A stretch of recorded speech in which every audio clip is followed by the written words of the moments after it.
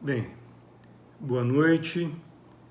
Essa live não seria feita hoje, mas surgiu a necessidade de eu ter uma conversa com os moradores de Barra Mansa, então eu marquei essa live de última hora e agradeço a você que está nos acompanhando aí por me assistir e por depois poder compartilhar o conjunto de informações que eu rapidamente vou passar aqui hoje.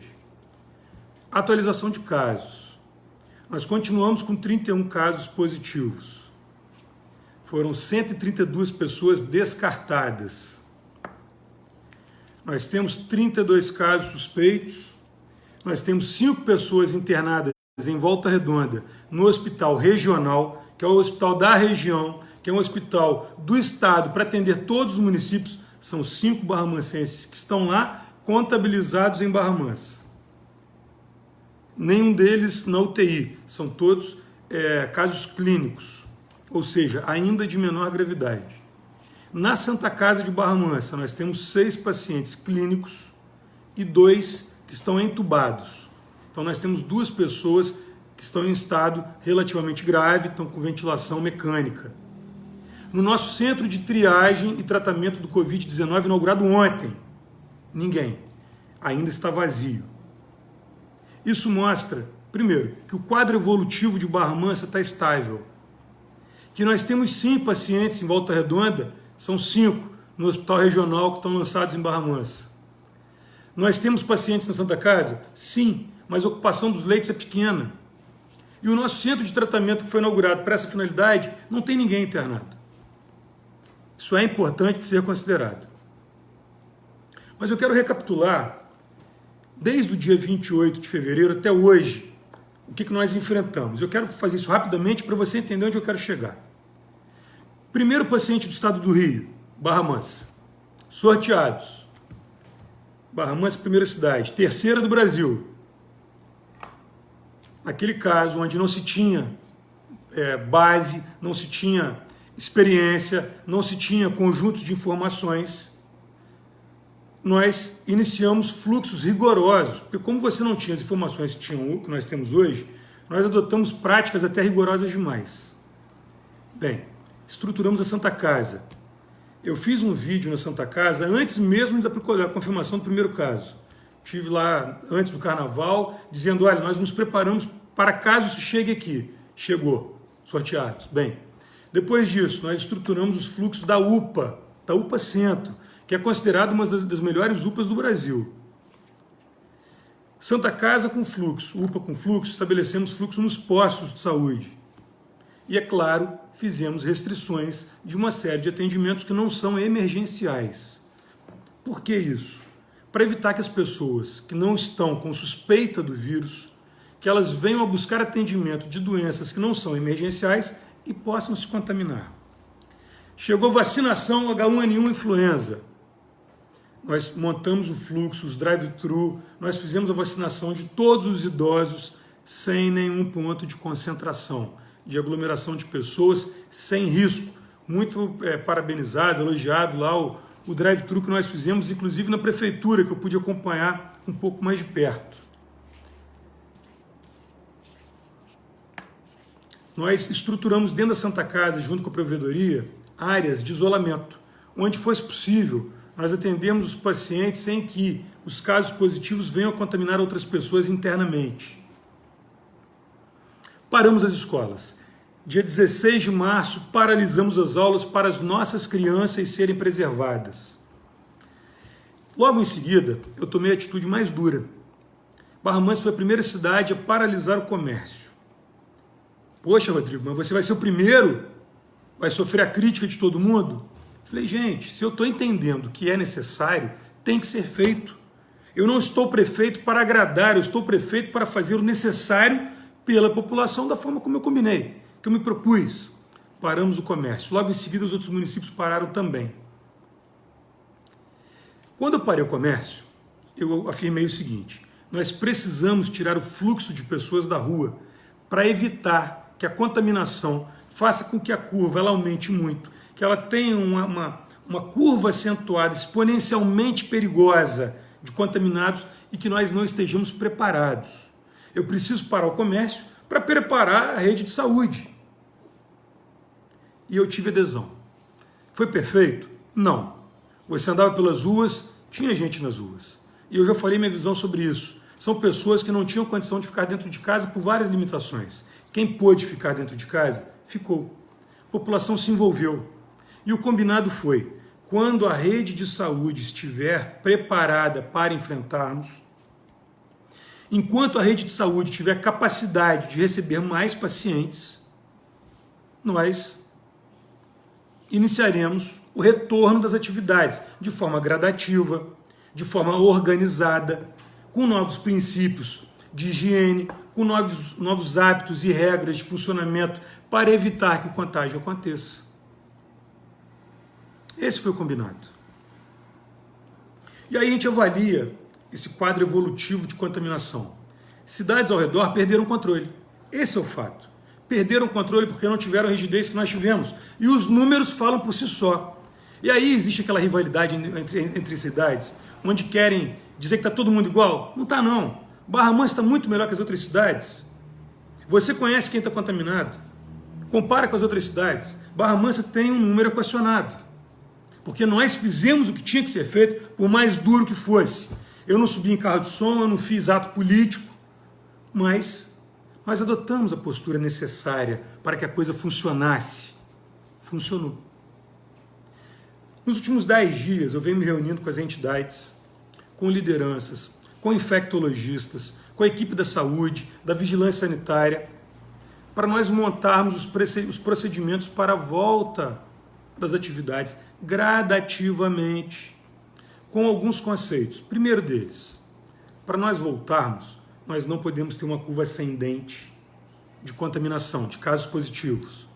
Para nós voltarmos, é importante que nós tenhamos a estruturação da rede completa, como está hoje. Para as atividades voltarem ao normal, é fundamental que nós mantenhamos os leitos com uma disponibilidade adequada, porque a contaminação ela se dá de forma rápida, em poucos dias, e o que abriu hoje, contaminou hoje, você vai perceber depois de 2, 3 dias. Então a gente precisa de margem de segurança. Nós temos. Foi tudo feito com antecedência, de forma planejada. Os nossos números falam por si só. Agora vejam, existe cura para o coronavírus? Não. Se alguém disser, agora é o momento de sair, porque está seguro. Não existe segurança enquanto não houver vacina. A previsão de uma vacina é para no mínimo 1 ano. Só daqui a 1 ano a gente vai ter vacina. Como é que você segura as pessoas dentro de casa em 1 ano? O governo federal já está acusando que não tem condição de pagar a segunda etapa do benefício que está em vigor do primeiro mês. Barra Mansa comprou cestas básicas, mas não podemos comprar para todos. Eu comprei 14.740 cestas, que são 12 mil nas escolas, 2.500 na ação social e 240 pelo CRAS. 14.740. Para aquelas pessoas que não têm outros benefícios. Não dá para dar para todo mundo. E é verdade que tem gente que precisa. A pessoa recebe o Bolsa Família, mas ela tem dificuldade de se alimentar com aquele recurso. Seria oportuno nós podermos dar para todo mundo, mas não tem. O fato é que não tem. As receitas da cidade já caíram na ordem de 25 milhões de reais. É 5% da receita do ano. O nosso orçamento está equilibrado porque nós fizemos cortes drásticos por todos os lados. Estamos ainda pagando as contas. Mas se isso perdurar, o colapso vai ser imenso. Porque aquelas pessoas que recebem salário, aposentados, pensionistas, os ativos da prefeitura, entram em área de risco. O comerciante que está preocupado com a sua subsistência, mas com a manutenção do emprego do seu funcionário, quer ser um amigo. Barra Mansa é uma cidade de amigos, uma cidade acolhedora, nós nos preocupamos uns com os outros.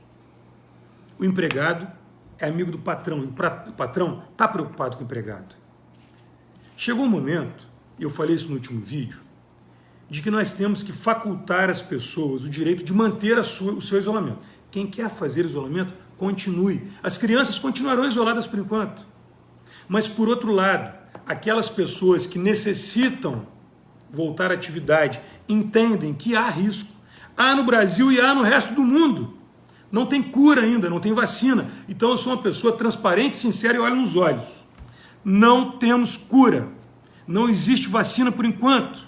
E isso não pode nos impedir de voltar à mínima normalidade, porque as pessoas elas não vão quebrar do ponto de vista de perder patrimônio, não.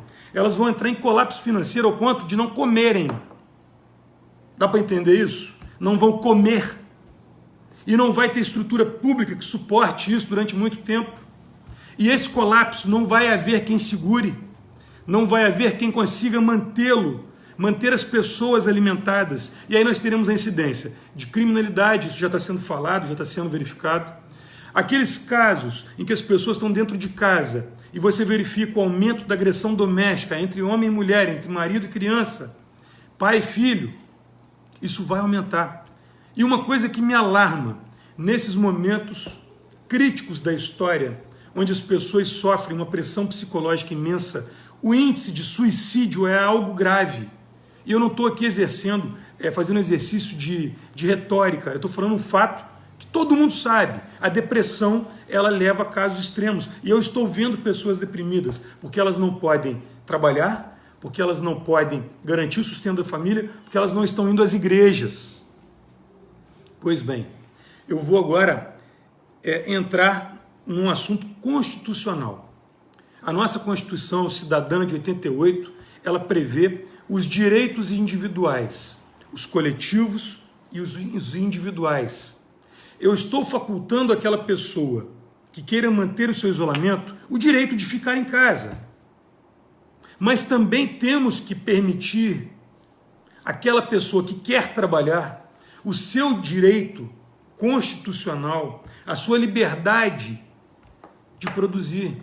Se ela está colocando em risco apenas a ela própria, nesse caso, onde nós temos a rede de saúde capaz de atender, onde nós temos o isolamento das crianças e a recomendação de que os idosos não saiam de casa, é necessário que nós voltemos a funcionar gradativamente. Eu ouvi algumas críticas do tipo: o Rodrigo defendeu o isolamento, agora está defendendo a abertura. É óbvio, desde o início eu disse, tem que se fazer isolamento para que haja estruturação da rede. Ontem nós inauguramos o último empreendimento que havíamos proposto, que era o Centro de Tratamento de Triagem do Covid. Recebemos todos os respiradores? Não, mas recebemos os 4, ou melhor, colocamos os 4 que nós tínhamos e eles estão hoje parados. Nenhum paciente lá. Depois de aí 40 horas de aberto, não tivemos a necessidade, nenhum, nem o clínico, nem aquele crônico que vai ter que entrar na respiração artificial. Eu repito, eu vou colocar a vida em risco? Não.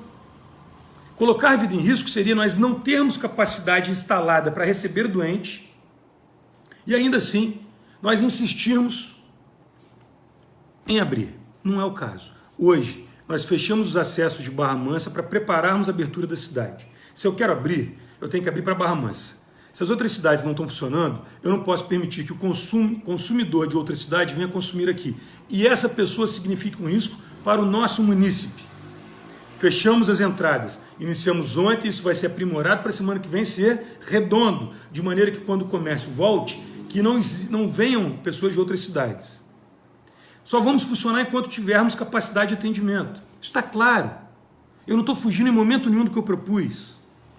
E eu disse que nós trabalhamos nos últimos 15 dias com infectologistas, com a sociedade civil, com lideranças empresariais, com lideranças sindicais, com a nossa equipe de vigilância sanitária para preparar a reabertura gradual das atividades. Eu quero ler para você rapidamente o decreto que eu preparei para hoje. O decreto 9846. Artigo 1º. Esse decreto dispõe sobre as restrições temporárias de funcionamento de atividades empresariais de toda natureza, bem como associativas, religiosas e sociais no âmbito do enfrentamento ao Covid-19. Secretaria Municipal de Ordem Pública é o órgão de planejamento e fiscalização, responsável pelo cumprimento das determinações deste decreto. Orientações, notificações, irregularidades e aplicação de penalidade. Título 1. comércio. Artigo 3º. Os locais de pequena concentração e em bairros, o comércio estará limitado ao funcionamento comercial de 9 às 16. Ou seja, não está na área de concentração, não está na avenida. Funciona de 9 às 16. Por que esse horário? Porque se a pessoa, o funcionário, precisar pegar um ônibus, ele não vai coincidir com o horário do fluxo de quem está indo para a indústria. Então eu não quero botar mais gente naqueles ônibus que nós já temos dificuldade de manter vazios. Então começa às 9 para as 16, que é antes do retorno para casa daquelas pessoas que estão no trabalho. Os locais de notada aglomeração e grande circulação de pessoas funcionarão com sistema de rodízio, intercalando lojas que serão classificadas por cor, vermelha e cor amarela. Serão utilizados 2 horários com interstício de 1 hora entre eles, a saber que a loja que funcionar no primeiro período, no primeiro dia, funcionará no segundo período do segundo dia. Então, loja amarela funcionou de manhã na segunda, vai funcionar na tarde de terça. Entre os horários de uma e outra tem um horário vazio. Então vai ser de 9 às 2, depois de 3 às 20. Por que 1 hora vazia? Para evitar que as ruas fiquem cheias de pessoas que saíram e vão entrar no serviço se encontrando nas ruas. São ações para evitar aglomerações de pessoas nas lojas e nas ruas da cidade. Porque o problema não é só dentro da loja, é dentro do transporte coletivo, é no encontro dos amigos na rua colocando o papo em dia e também, é óbvio, dentro das lojas. Então, serão utilizados 2 horários, com interstício de 1 hora entre eles. A saber que as lojas que funcionaram no primeiro período do primeiro dia, funcionaram no segundo período do segundo dia, fazendo alternâncias de períodos e dias, de segunda a sábado, conforme o quadro anexo. E aí eu preparei um quadro com o nome de cada loja. Loja tal é cor vermelha, loja tal é cor amarela. Os horários, a gente fez um negócio direitinho, um trabalho danado, fomos para as ruas, vimos todos os comércios um a um andando pelas ruas. Bem, artigo 5º. Deverão ser obedecidas as seguintes determinações no interior do estabelecimento. Para ingresso ao interior da loja, deverá haver um funcionário na porta, com gel ou com álcool, jogando. Funcionário, limpando a mão de quem vai entrar, o cliente. Funcionários e clientes deverão estar utilizando máscaras durante toda a permanência no interior do estabelecimento. Ninguém anda sem máscara.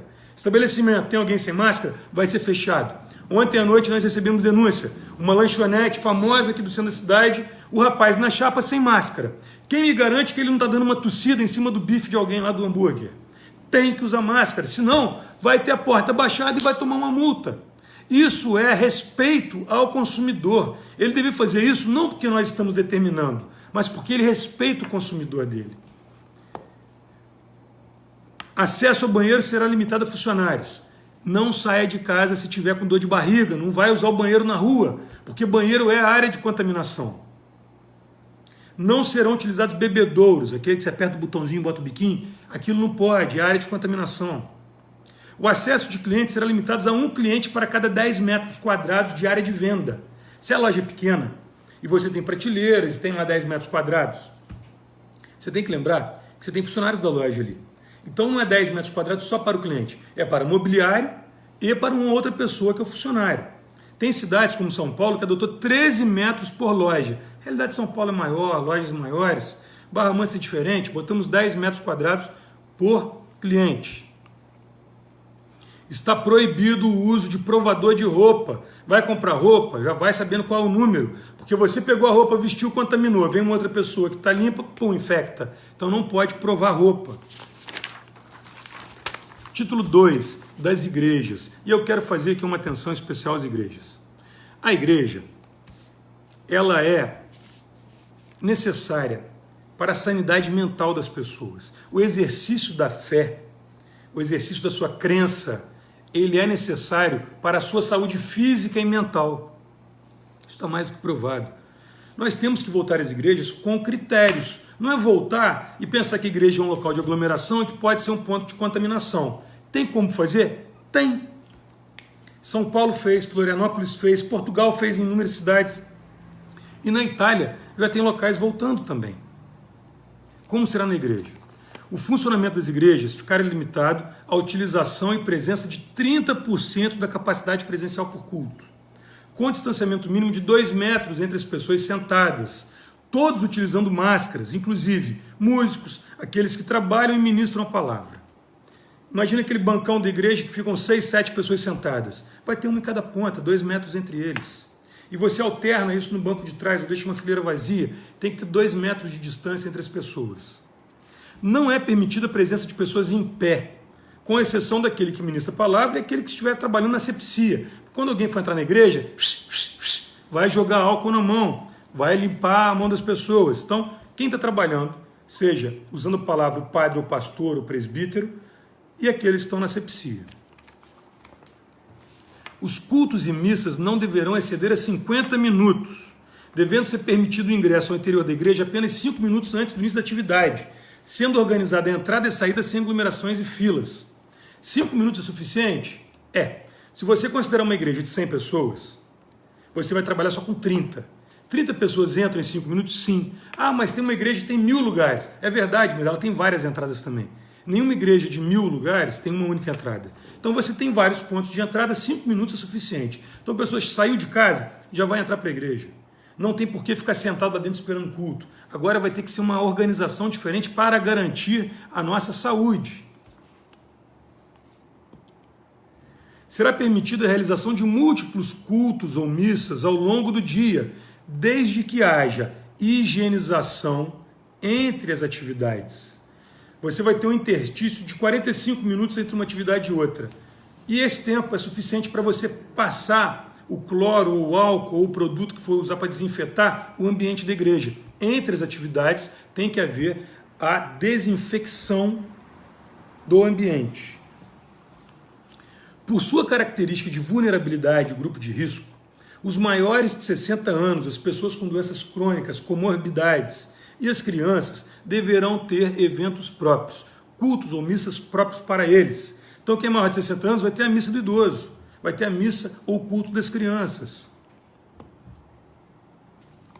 O microfone, ele não deverá ser compartilhado em hipótese nenhuma, porque é um grande vetor de contaminação. Você está com ele na boca, babando nele o tempo todo. Então, o microfone é individual. Em hipótese nenhuma, uso de ar-condicionado, apenas ventilação natural. Reuniões de departamentos, ensaios, atividades de cantina e alimentação suspensos. Não deverão haver contatos físicos, como dar as mãos, cumprimentos, aperto de mãos, imposição das mãos, ou seja, distanciamento, não pode ter contato físico. O uso dos banheiros fica limitado àquelas igrejas que puderem fazer a higienização entre cada uso, ou seja, a senhora foi lá, fez sua necessidade, alguém pode entrar e limpar? Se a igreja puder fazer isso, pode funcionar. Se ela não tiver capacidade de gente para fazer isso, não pode. Tranca o banheiro, não pode usar. Fica proibido o uso de bebedouro. Título 3. As empresas de alimentação. Por enquanto, nós entendemos que a alimentação em loco ainda é um risco. E esse processo ele é gradual, ele vai ser construído gradativamente, semana a semana. Então, nessa primeira semana, os estabelecimentos de venda de alimentos, eles funcionarão seguindo as regras de higiene e acesso, conforme o artigo 5º desse decreto, permitido o delivery e a retirada do alimento no local, sem hipótese nenhuma self-service. Tem restaurante que botou a bancada de self-service, não deixa comer lá, mas a pessoa vai se servir. E aí alguém vai lá e conversa em cima da comida e contamina a comida. Não pode ter self-service. Essa é uma visão para médio prazo. Self-service não vai voltar tão cedo. Então quem é dono de restaurante já se liga nisso. Self-service será uma atividade de risco durante um período razoável. Readeque o seu restaurante, aproveita que está fechado, já se prepara para esse momento novo. Isso não é Barra Mansa não, gente, isso é nível de mundo. Self-service de pão, você pegar comida pronta, você ter a oportunidade de falar em cima da comida, não vai ter mais. Condicionantes e normas conexas. Isso aqui é importantíssimo. A manutenção, a progressão ou regressão dessas restrições tratadas neste decreto são condicionadas à análise da evolução de novos casos positivos, bem como da disponibilidade de leitos na rede municipal de saúde para doentes infectados com Covid-19. Entenda, tudo que a gente quer fazer está condicionado a nós continuarmos com capacidade de atendimento. Isso aqui foi um longo planejamento. Nós estamos há semanas trabalhando nisso, desde o início da programação. Quando você projeta quantos leitos você vai precisar, você projeta também quando você vai voltar e quais serão as condições e qual é a necessidade da manutenção de ociosidade dessa estrutura criada. O cancelamento de todas as atividades anteriormente relacionadas poderá ser feito a qualquer momento, quando verificada a sua necessidade pelos órgãos sanitários municipais. Ou seja, aumentou o número de casos, aumentou de forma exponencial o número de suspeitos. Para tudo, todo mundo para casa de novo. Isso é uma previsão que tem que estar na cabeça da gente, é uma possibilidade permanente. Outras atividades regulamentadas por decretos próprios manter-se-ão regidas pelos textos em vigor, ressalvado seu cancelamento a qualquer momento, quando verificado sua necessidade pelos órgãos sanitários municipais. Ou seja, os decretos anteriores, que nós já vínhamos fazendo algumas concessões, eles se mantêm. Isso continua. Artigo 18. Permanecem suspensas atividades educacionais regulares em todas as escolas, universidades, faculdades das redes de ensino público e privado até o dia 5 de maio, podendo o prazo ser prorrogado. Para as mães e pais como eu, nossos filhos continuarão em casa até o dia 5 de maio. Evoluiu muito, começou a melhorar, a gente pode começar a programar algum retorno? Beleza, eu não vou dizer que não. Eu não acredito no dia 5 de maio, mas é uma possibilidade. Então eu não vou fechar uma porta, a gente está fazendo semana a semana, eu vou manter esse fluxo. Próxima semana continua fechadas as escolas. É claro que, como toda norma, tem que ter a punição, e o desrespeito a qualquer das normas desse decreto ocasionará a aplicação de penalidade adequada de acordo com a forma da lei. E a previsão do início desse decreto é dia 28 de abril. 28 de abril é terça. E aí eu quero entrar no ponto mais importante, que é o que todo mundo em casa deve estar se perguntando. Meu último decreto está valendo até dia 27 de abril. Esse decreto é para o dia 28 em diante. Eu recebi hoje, pela imprensa, não fui notificado, a notícia de que tem uma decisão judicial impedindo o funcionamento da cidade. Eu sinceramente me pergunto o porquê. Veja, nós não tínhamos estrutura, não estávamos preparados, os números, eles nos últimos 40 dias, eles eram uma incógnita para nós. Como é que seria a evolução disso? Evoluiu bem, fizemos o dever de casa, Barra Mansa está estável, preparamos a infraestrutura. Foi o que eu avisei, quando eu disse que fecharia, que pararia, era para estruturarmos. Está estruturado. O decreto mostra todas as preocupações para voltarmos de forma gradativa. Tem um monte de entidades, de serviços, de classes que não estão englobadas aqui ainda. Tem muita gente perguntando de academia, ainda não está aqui. A volta do restaurante para a pessoa comer no restaurante também não está aqui ainda. Um monte de serviços não estão inseridos ainda nesse decreto, porque vai ser gradativo. Primeiro a gente vai voltar com aquilo que tem menos potencial de contaminação para o que tem maior potencial de contaminação. Tudo planejado, tudo funcionando, com capacidade ociosa de atendimento. Mas eu fui surpreso com esse decreto, dizendo pela imprensa que nós não poderemos voltar a funcionar nada. Realmente começa a me preocupar a manutenção dos empregos, começa a me preocupar a vida financeira das pessoas, porque elas precisam entrar no mercado e fazer compra com dinheiro, tem que pagar quando entra, quando come, a gente paga para viver, essa é a verdade. O que me preocupa é que nós planejamos, nós nos preparamos e, sinceramente, agora eu não sei mais o que a gente tem que esperar. A gente vai esperar acabar isso no mundo? Vai esperar ter a vacina? Previsão de um ano. Previsão de um ano para termos vacina. Amanhã eu vou tomar conhecimento dessa decisão judicial, vou fazer uma análise junto com a Procuradoria da Prefeitura, o que nós devemos fazer, e eu ainda não tenho nem o que dizer, porque eu não fui notificado, não recebi na íntegra, não recebi a cópia da inicial, eu vi um arrazoado só da decisão da juíza. Então eu preciso de até amanhã para poder me posicionar com relação a isso. Quero dizer a todos que Barra Mansa fez seu dever de casa. Os números estão aí para mostrar, vocês conhecem a realidade dos doentes, das pessoas, dos infectados, sabem como é que está nas outras cidades. Barra Mansa está administrada. Fizemos o dever de casa. Preparamos o decreto para o retorno gradual, com toda a responsabilidade, uma engenharia para poder definir qual loja funciona qual hora, como é que seria o fluxo disso. Bem, as igrejas. Agora amanhã nós aguardarmos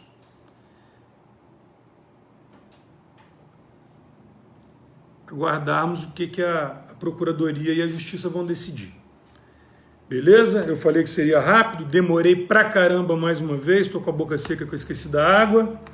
Desejo a todos uma ótima noite, que Deus continue nos abençoando, fazendo com que Barra Mansa continue sendo um modelo de gestão de saúde, porque não temos os casos graves de outra cidade. Que Deus continue abençoando a vida das pessoas que sofrem em outros municípios, que não têm a sorte que nós estamos tendo aqui com as bênçãos todas que recebemos. Desejo que vocês todos tenham uma noite maravilhosa. Final de feriado, nós trabalhamos sem parar, infelizmente não vou poder publicar o decreto. Mas Deus é o Senhor de todas as coisas, a gente vai aguardar em Cristo e amanhã a gente vai tomar uma decisão. Um abraço a todos, boa noite.